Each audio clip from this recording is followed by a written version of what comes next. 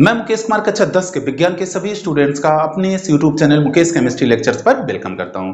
बच्चों, आज के इस लेक्चर का टॉपिक है विद्युत धारा के ऊष्मीय प्रभाव के दैनिक जीवन में उपयोग। तो बच्चों, इस लेक्चर में मैं आपको बताने जा रहा हूं कि जो विद्युत धारा का ऊष्मीय प्रभाव है उसका दैनिक जीवन में किस तरह से उपयोग किया जा रहा है।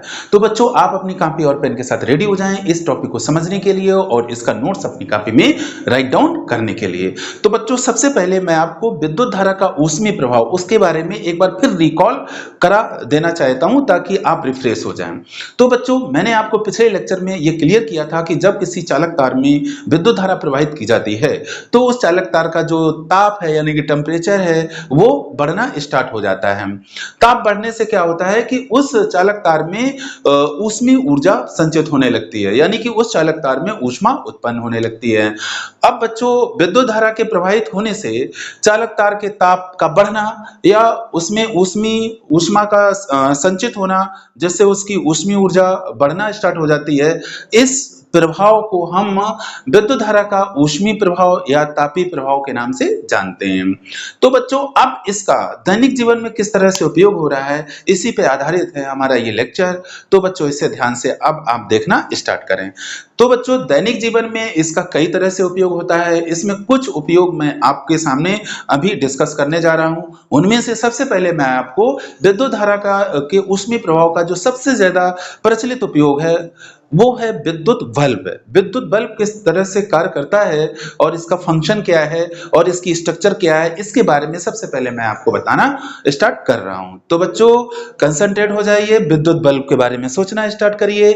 तो बच्चों, जब आप विद्युत बल्ब को देखते हैं तो आप पाते हैं कि विद्युत बल्ब में कांच का एक खोखला गोला होता है और आप ये भी देखते हैं कि इस कांच के खोखले गोले में ऊपर एक टोपी लगी होती है।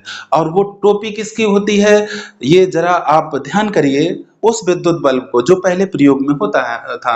अब तो बच्चों, आप देख रहे हैं कि विद्युत बल्ब के स्थान पर CFL या LED बल्ब का उपयोग हो रहा है, लेकिन हमें विद्युत बल्ब पर ही फोकस करना है। तो आप देखते हैं कि विद्युत बल्ब में कांच का एक खोखला गोला होता है जिसके ऊपरी सिरे पर एक टोपी लगी होती है, वो प्राय पीतल की टोपी होती है। और उस टोपी को ऊपर से यानी कि जो उसका मुंह होता है उस मुख से उसमें चपड़ा भर दिया जाता है और चपड़ा भर करके उसको सीलबंद कर दिया जाता है, जिससे कि बाहरी वायु बल्ब जो यानी कि जो कांच का खोखला गोला है उसके अंदर एंटर ना कर सके। इसके बाद जो उसकी टोपी होती है उसके दोनों तरफ दो पिनें बनी होती हैं। वो पिनें इसलिए बच्चों बनाई जाती हैं ताकि विद्युत बल्ब को हम होल्डर में आसानी से सेट कर सकें। इसके बाद बच्चों, ये जो क्या नाम है, जो चपड़ा हम भर देते हैं, चपड़े के ऊपर जस्ते के दो टांके होते हैं। जस्ते के दो टांके होते हैं और इन दोनों टांकों की सहायता से तांबे के दो मोटे तार बल्ब के अंदर इंटर कराए जाते हैं। और ये बच्चों इस तरह से इंटर कराए जाते हैं ताकि ये दोनों एक दूसरे को स्पर्श ना करें। इसके लिए बच्चों कांच की नली का यूज किया जाता है और लास्ट में इन दोनों तारों यानी कि इन दोनों तांबे के तारों के दोनों सिरे जो होते हैं वो टंगस्टन धातु के पतले तार से कनेक्ट कर दिए जाते हैं। इसको बच्चों सामने आप बोर्ड पर कंसंट्रेट होकर समझिए। जैसा कि मैंने बच्चों आपको बताया कि विद्युत बल्ब कांच का एक खोखला गोला होता है, तो बच्चों यहां पर ये मैंने एक कांच का खोखला गोला बना रखा है। इसके बाद बल्ब के ऊपरी भाग पर पीतल की एक टोपी चढ़ी होती है। तो ये बच्चों, ये जो टोपी है, ये टोपी जो है ये पीतल की है, यहां लिख भी दें पीतल की टोपी। पीतल की टोपी जिसके दोनों ओर पिनें लगी होती हैं। तो बच्चों, आप देख रहे हैं कि दोनों तरफ ये मैंने पिनें बना रखी है। ये क्या है? पिन है। इसका उपयोग बच्चों कहां होता है? बल्ब को होल्डर में सेट करने में। टोपी के मुंह को चपड़ा भरकर सील बंद कर देते हैं। तो टोपी का ये जो मुंह है इसमें ये भर दिया जाता है। ये अगर हम ऐसे ऐसे कर दें तो ये क्या है? ये चपड़ा इसमें भर दिया जाता है। अब चपड़ा ऐसे ऐसे भर दिया जाता है तो इसमें ये जो टांके हैं, इसके लिए चलो मैं सर्किल बना दे रहा हूं ताकि आपको टांके दिखते रहें। ये चपड़ा इसमें भर दिया जाता है। चपड़े में जस्ते के दो टांके लगे होते हैं। तो बच्चों, ये जो मैंने आपको सर्किल छोटे छोटे दिखा दिए हैं ये टांके हैं, जस्ते के टांके। जस्ते के टांके जस्ते के टांके।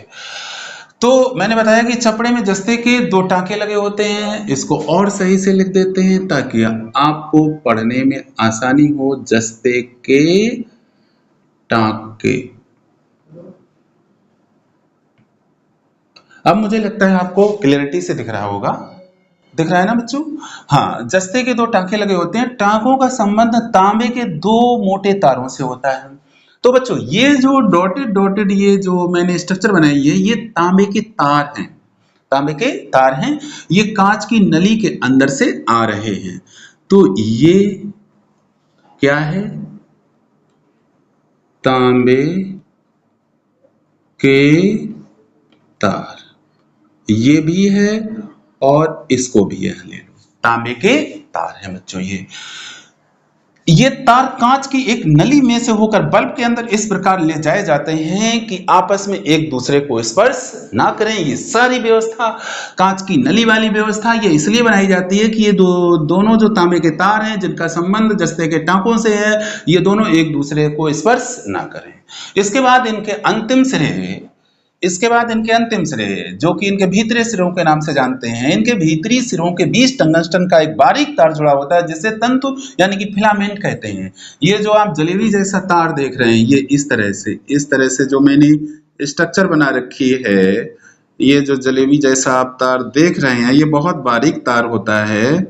और ये बारीक तार जो होता है, इस बारीक तार को जलेबी जैसा हम लपेट देते हैं और इसको सर्पिलाकार बोला जाता है। ये जो आकार होता है ये सर्पिलाकार, सांप जैसा आकार होता है।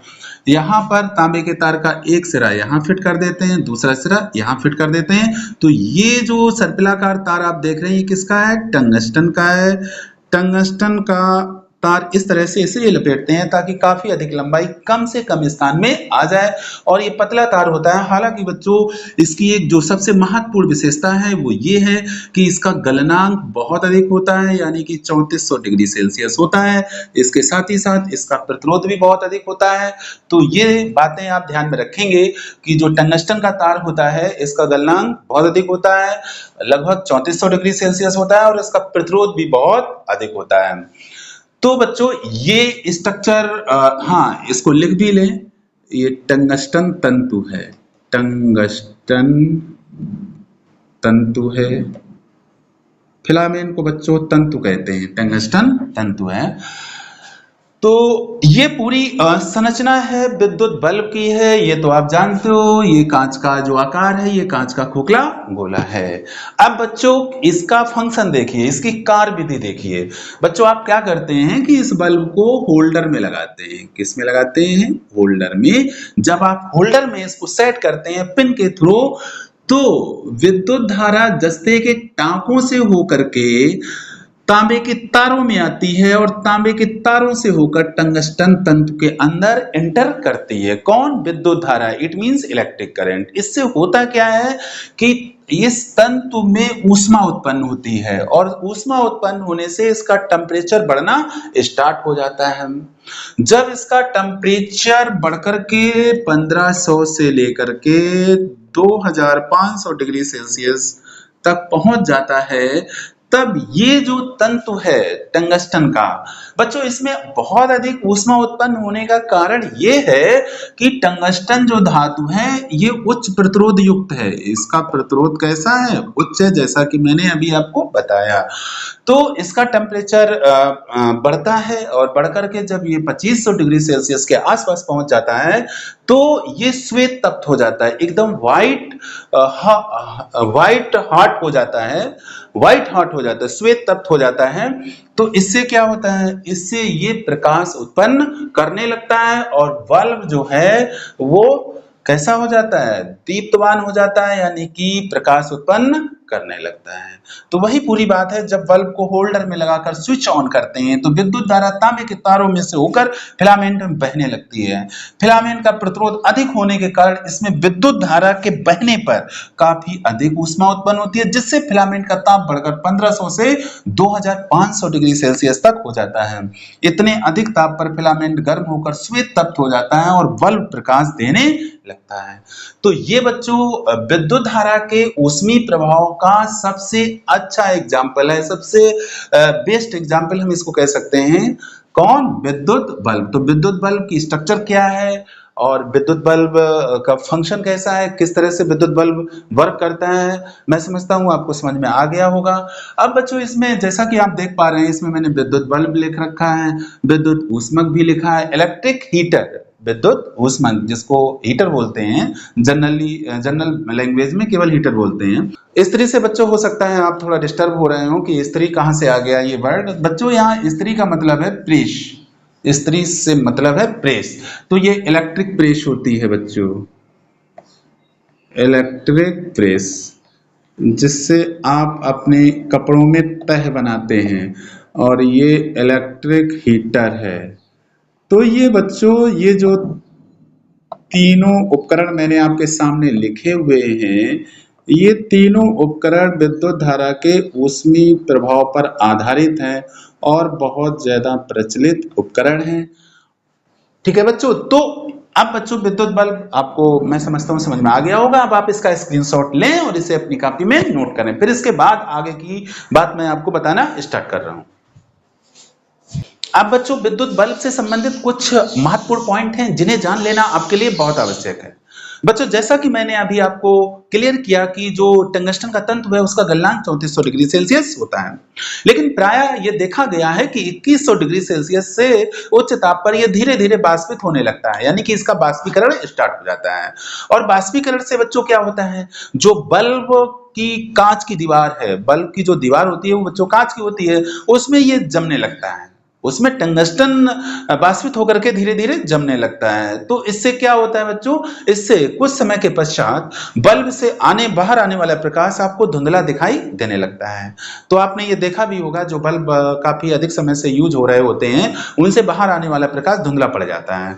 तो बच्चों इसको दूर करने के लिए दो तरीके अपनाए जाते हैं। बच्चों बल्ब की क्वालिटी पर भी डिपेंड करता है कि उस बल्ब में ये कमी किस तरह से दूर की जाती है। बच्चों अगर साधारण बल्ब है, कम सामर्थ्य का बल्ब है, तो उसमें क्या किया जाता है कि बल्ब के अंदर निर्वात उत्पन्न किया जाता है, यानी कि बल्ब के अंदर निर्वात उत्पन्न कर देते हैं, तो ये कमी लगभग दूर हो जाती है। और बच्चों जो उच्च कोट के बल्ब हैं, जो उच्च सामर्थ्य के बल्ब होते हैं, उनमें बल्ब के अंदर निष्क्रिय गैस भर दी जाती है, जैसे आर्गन, या कम सक्रिय गैस जैसे कि नाइट्रोजन को उसमें भर दिया जाता है। तो इससे होता क्या है, इससे टंगस्टन का जो बाष्पीकरण है वो रुक जाता है और ये कमी दूर हो जाती है। और दूसरा पॉइंट बच्चों जो मैं आपको बताने जा रहा हूं वो ये है कि कोई भी क्वेश्चन आता है कि बल्ब के अंदर आर्गन गैस या अक्रिय गैस क्यों भरी जाती है। तो बच्चों अगर बल्ब के अंदर वायु ही रहे तो क्या होगा बच्चों, इसको समझिए। अगर बल्ब के अंदर वायु है तो जब आप बल्ब में करंट प्रवाहित करेंगे और करंट तांबे के तारों से होकर टंगस्टन तंतु में इंटर करेगा, तो टंगस्टन तंतु गर्म हो जाएगा, और गर्म होने से क्या होगा, इसकी ऊष्मा बढ़ती चली जाएगी और ये बल्ब में मौजूद वायु से क्रिया कर जाएगा और कैसा हो जाएगा, जल जाएगा।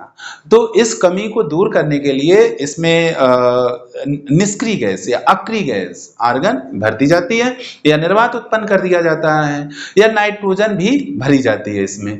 तो होता क्या है कि ये जो टंगस्टन तंतु है ये सुरक्षित बना रहता है। जैसा कि बच्चों बोर्ड पर मैंने राइट डाउन किया है, विद्युत बल्ब में से वायु को निकाल देना आवश्यक होता है, अन्यथा तंतु गर्म होने पर वायु की ऑक्सीजन से संयोग करके जल जाता है। निष्क्रिय गैसों की उपस्थिति में ऐसा नहीं होता है। तीसरा पॉइंट जो कि मैं अभी क्लियर कर भी चुका हूं, फिर एक बार देख लो। विद्युत बल्ब में तंतु को सर्पिलाकार कुंडली के रूप में बनाते हैं, जैसा कि मैंने आपको कहा था, अभी एक वर्ड यूज किया था जलेबी वाला, तो इसको हम सर्पिलाकार बोलते हैं, सर्प के आकार का होता है। इस तरह से आपने देखा कि तंतु था। तो इससे क्या होता है, इससे ऊष्मा की हानि जो होती है वो कम हो जाती है, क्योंकि तंतु की बहुत अधिक लंबाई कम स्थान पर ही आ जाती है। तो बच्चों ये कुछ महत्वपूर्ण पॉइंट थे विद्युत बल्ब से रिलेटेड, जिन्हें आपको ध्यान में रखना आवश्यक है। कभी कभी इनसे ही क्वेश्चन आ जाता है, एमसीक्यू जो आपके क्वेश्चन होते हैं, मल्टीपल चॉइस क्वेश्चंस, उनमें से इनसे क्वेश्चन आ जाता है। तो बच्चों आप इन पॉइंटों को भी आप स्क्रीनशॉट लेकर के कॉपी में नोट कर लें। अब बच्चों मैं आपको विद्युत ऊष्मक के बारे में बताना स्टार्ट कर रहा हूं। बच्चों विद्युत ऊष्मक को इंग्लिश में इलेक्ट्रिक हीटर कहा जाता है। बच्चों व्यवहार में इसको केवल हीटर के नाम से जाना जाता है।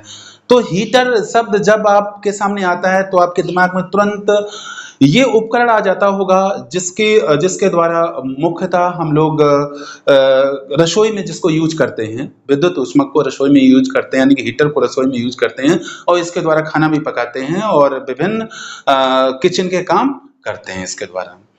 तो आपने देखा होगा कि ये चीनी मिट्टी का बना होता है। इसमें चीनी मिट्टी की एक प्लेट होती है, उसमें खांचे कटे होते हैं और उन्हीं खांचों में एक सर्पिलाकार तार, सांप जैसा तार बिछा होता है और जिसमें दो पेंच होते हैं, एक प्लस दूसरा माइनस, जहां से वायर निकले होते हैं और उन वायर को प्लग के थ्रू हम विद्युत स्रोत से कनेक्ट करते हैं। तो बच्चों इसकी सबसे पहले इसकी रचना के बारे में आते हैं। तो रचना में बच्चों एक चीनी मिट्टी की प्लेट होती है जैसा कि अभी मैंने आपको बताया और इसमें खांचे होते हैं। उन्हीं खांचों में नाइक्रोम, ये जो तार होता है ये बच्चों एक नाइक्रोम मिश्र धातु होती है, उसका ये तार होता है और इसको उन्हीं खांचों में सर्पिलाकार फॉर्म में बिछा दिया जाता है। सर्पिलाकार मीन्स आपको अभी बताया था कि जलेबी जैसा, सांप जैसा इसको आकार बना के इसको बिछा दिया जाता है ताकि अधिक लंबाई का तार कम स्थान पर आ जाए। और इसमें दो पेंच होते हैं, तारों के दो पेंच होते हैं, एक प्लस वाला दूसरा माइनस वाला। इतनी सी इसकी आकृति है और इसको फिर एक ऐसे धातु के फ्रेम के अंदर रख दिया जाता है ताकि उस पर आसानी से विभिन्न किचन के उपकरण जैसे केतली है ना, भगोना है, इन सबको आसानी से इस पर रखा जा सके और इससे किचन के काम किए जा सके।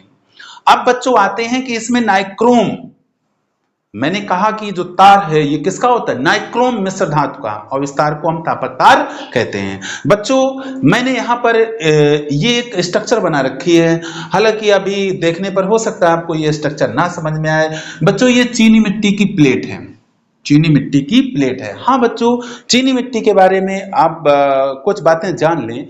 आपने देखा होगा कि जो कप जिनका हम यूज चाय वगैरह में करते हैं, तो आपने देखा होगा जब खौलती हुई चाय में डाल दी जाती है, इसके बावजूद भी बाहर से वो उतने ज्यादा गर्म नहीं होते हैं जितना अंदर उसमें खौलता हुआ पदार्थ जैसे कि चाय वगैरह डाली जाती है। इसका कारण ये होता है कि चीनी मिट्टी जो होती है ये ऊष्मा की कुचालक होती है, ऊष्मा की कुचालक होती है और ये विद्युत की भी कुचालक होती है। तो यहाँ पर इसी वजह से यहाँ चीनी मिट्टी की प्लेट का यूज किया जाता है और इसमें खांचे होते हैं। बच्चों इसको बनाने का सबसे अच्छा तरीका अभी मैं आपको बताता हूँ।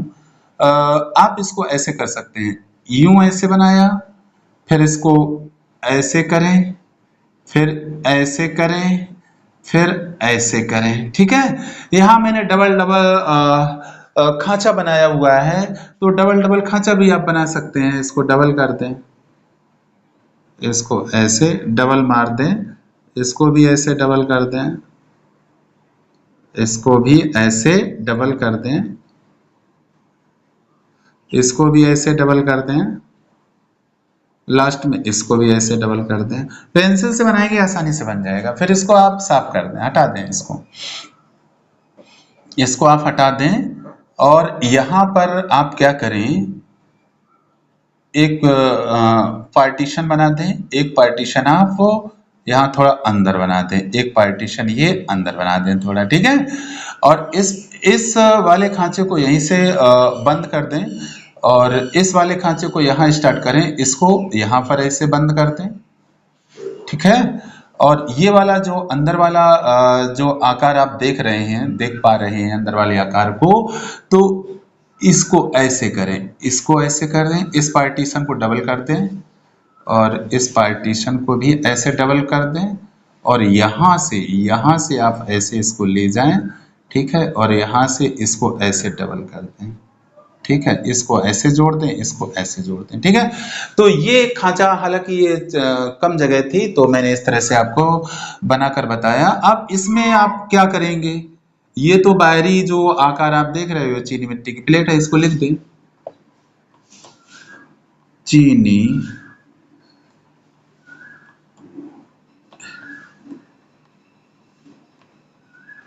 मिट्टी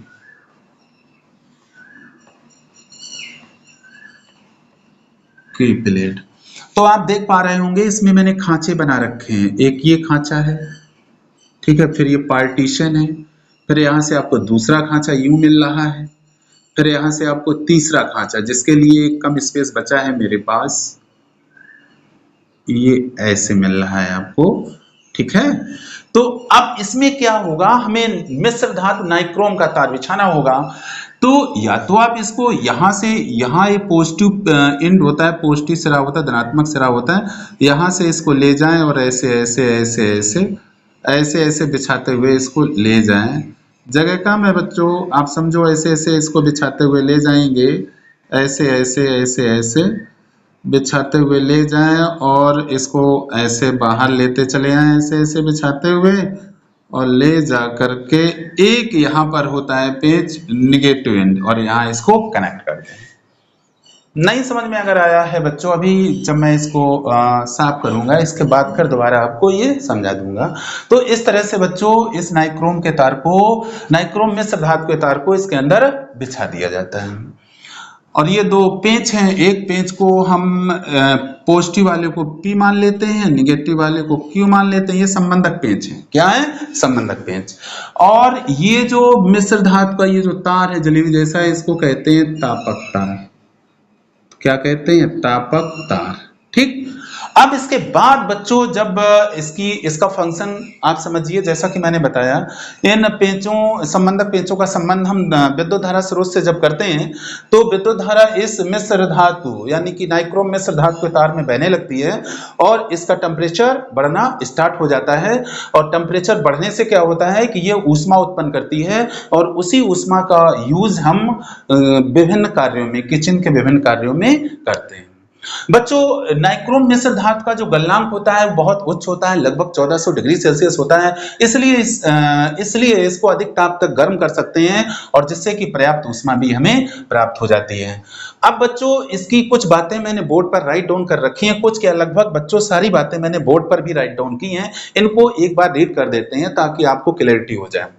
रचना, सबसे पहले विद्युत ऊष्मा की रचना देखिए। इसमें नाइक्रोम का एक सर्पिलाकार तार होता है, ये सर्पिलाकार तार है नाइक्रोम का।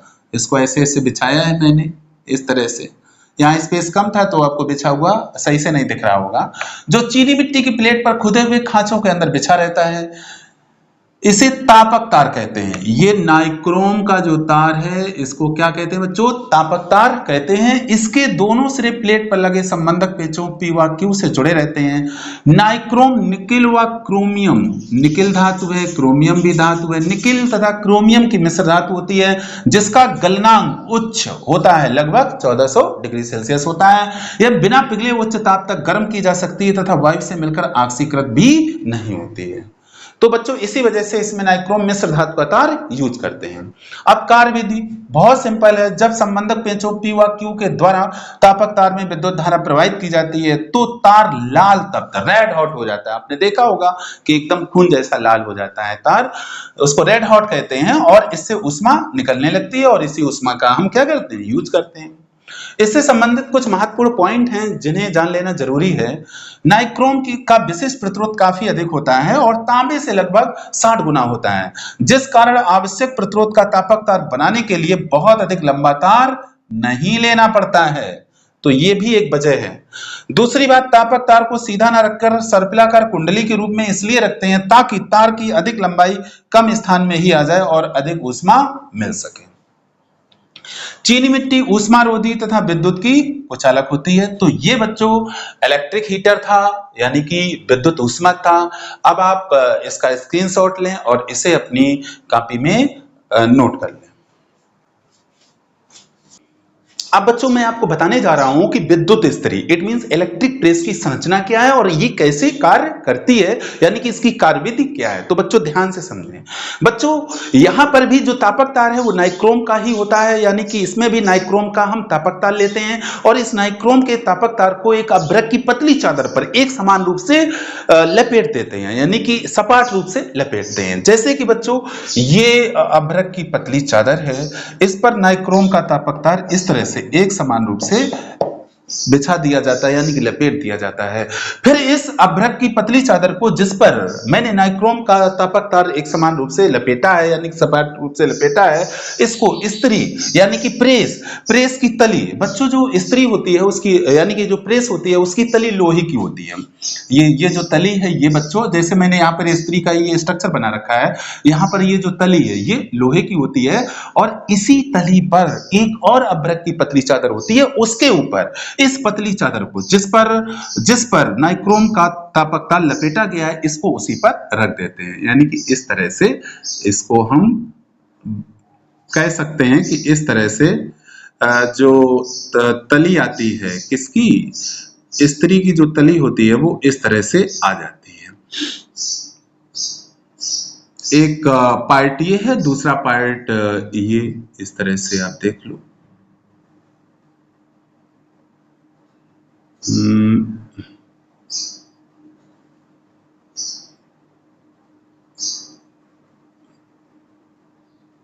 तो इस तरह से ये जो तली है विद्युत स्त्री की ये आ जाती है।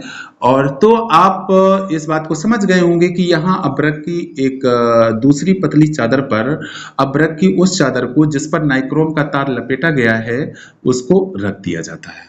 और अभ्रक की जो प्रेस की जो तली होती है वो लोहे की बनी होती है और उस पर क्रोमियम की पॉलिश की जाती है। तो इस पूरी बात को मैंने यहाँ पर राइट डाउन किया है कि इसमें नाइक्रोम का एक तापक तार अभ्रक की पतली चादर पर सपाट रूप से लिपटा रहता है। इसे अभ्रक की दूसरी पतली चादर पर रखकर स्त्री की तली पर रख देते हैं। तापक तार को ऊपर से एस्बेस्टॉस की मोटी चादर से ढक देते हैं। एस्बेस्टॉस एक कुचालक पदार्थ है। कैसा कुचालक है? ऊष्मा का कुचालक है और इसके द्वारा हम अभ्रक की जो पतली चादर है जिसके ऊपर मैंने नाइक्रोम का तार लपेटा है उसको ढक दिया जाता है। स्त्री की तली लोहे की बनी होती है जिसकी बाहरी सतह पर क्रोमियम की पॉलिश होती है। तो इस तरह से ये जो सामने स्त्री का जो स्ट्रक्चर होता है वो मैंने बना दिया है। इसमें इस तरह से ये दो पेंच लगे होते हैं, ये दो पेंच हैं। इन पेंचों को वायर के द्वारा हम विद्युत स्रोत से कांटेक्ट में लाते हैं। तो कांटेक्ट में लाने पर इसमें विद्युत धारा प्रवाहित होती है और विद्युत धारा के प्रवाहित होने पर ये नाइक्रोम का जो तार है ये रेड हॉट हो जाता है। कैसा हो जाता है? Red hot. जैसा कि अभी मैंने आपको बताया था कि नाइक्रोम का जो गलनांक है वो लगभग 1400 डिग्री सेल्सियस होता है। तो ये उच्च ताप है और उससे पहले ही ये रेड हॉट आ जाता है, आसानी से गलता नहीं है, यानी कि आसानी से ये पिघलता नहीं है। जब तापक तार में विद्युत धारा प्रवाहित की जाती है तो ये लाल तप्त यानी कि रेड हॉट हो जाता है जिससे ऊष्मा उत्पन्न होती है। और बच्चों आप जानते हो कि विद्युत इस्त्री यानी कि इलेक्ट्रिक प्रेस में हमें ऊष्मा का ही हम यूज करते हैं और इसी ऊष्मा के द्वारा हम कपड़ों में तह बनाते हैं। कपड़ों में क्या करते हैं? तह बनाते हैं, यानी कि उनको एक समान रूप से कपड़ों को लाते हैं। तो इसका मूल उद्देश्य होता है विद्युत इस्त्री में ऊष्मा का प्रयोग करना, यानी कि ऊष्मा को उत्पन्न करके और उसका प्रयोग करना और उसके प्रयोग के द्वारा कपड़ों की तह बनाना। तो इसमें ऊष्मा प्राप्त हो जाती है। लेकिन अब बच्चों ये ऊष्मा हम मोस्टली इसका पार्ट यूज कर सकें इसके लिए जैसा कि मैंने बताया कि अभ्रक की उस पतली चादर को जिस पर नाइक्रोम का तार लपेटा जाता है उसको ऊपर से एस्बेस्टॉस से ढक दिया जाता है। एस्बेस्टॉस से ढकने से क्या होता है? ऊष्मा की हानि नहीं हो पाती, यानी कि ऊष्मा ऊपर से नहीं निकलती है। और इसमें दूसरी बात, अभ्रक का क्या एप्लीकेशन है? तो इसमें मैंने लिखा है लगभग समस्त ऊष्मा अभ्रक में से होकर स्त्री की तली में चली जाती है। अभ्रक में से होकर स्त्री की तली में चली जाती है। ऐसा क्यों? जैसा कि बच्चों मैंने आपको बताया प्रेस में सबसे नीचे तो लोहे की पतली चादर होती है। लोहे की पतली चादर यानी कि स्त्री की जो तली होती है वो लोहे की होती है और उसके ऊपर अभ्रक की एक प्लेट होती है, उसके ऊपर अभ्रक की एक पतली चादर होती है, इसको ऐसे कहें, और उसके ऊपर अभ्रक की एक दूसरी पतली चादर होती है जिस पर नाइक्रोम का तार लिपटा होता है और सबसे ऊपर एस्बेस्टॉस होता है। यानी कि अगर इसको हम लेयर वाइज समझें तो सबसे नीचे लोहे की तली, उसके ऊपर अभ्रक की पतली चादर, उसके ऊपर अभ्रक की दूसरी पतली चादर जिसमें नाइक्रोम का तार सपाट रूप से लिपटा है और उसके ऊपर एस्बेस्टॉस। तो ये पूरा क्रम होता है विद्युत इस्त्री में। तो जो अभ्रक होता है वो अभ्रक विद्युत का अचालक होता है परंतु ऊष्मा का सुचालक होता है, यानी कि इससे ऊष्मा तो निकल जाती है लेकिन विद्युत नहीं निकलती है। तली में क्रोमियम की पॉलिश होने के कारण विकिरण द्वारा ऊष्मा की हानि नहीं होती है। यानी कि क्रोमियम की पॉलिश होने से क्या होता है कि ऊष्मा की हानि विकिरण के द्वारा नहीं हो पाती है, क्योंकि आपको पता है कि ऊष्मा जो होती है वो 3 विधियों के द्वारा संचरित होती है, चालन, संवहन और विकिरण। तो ठीक है बच्चों, इस तरह से आपने देखा कि विद्युत इस्त्री की स्ट्रक्चर क्या है और किस तरह से इसकी कार्यविधि है और कैसे हम इसका यूज करते हैं। अब बच्चों, हाँ, ये नोट कर लो, ये अब्रक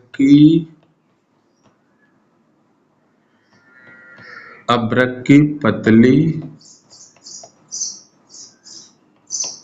चादर है और ये जो तार है ये तापक तार है और ये क्या है बच्चों, संबंधक पेंच हैं। तो बच्चों अब आप इसका स्क्रीनशॉट लो और इसे कॉपी में नोट करो।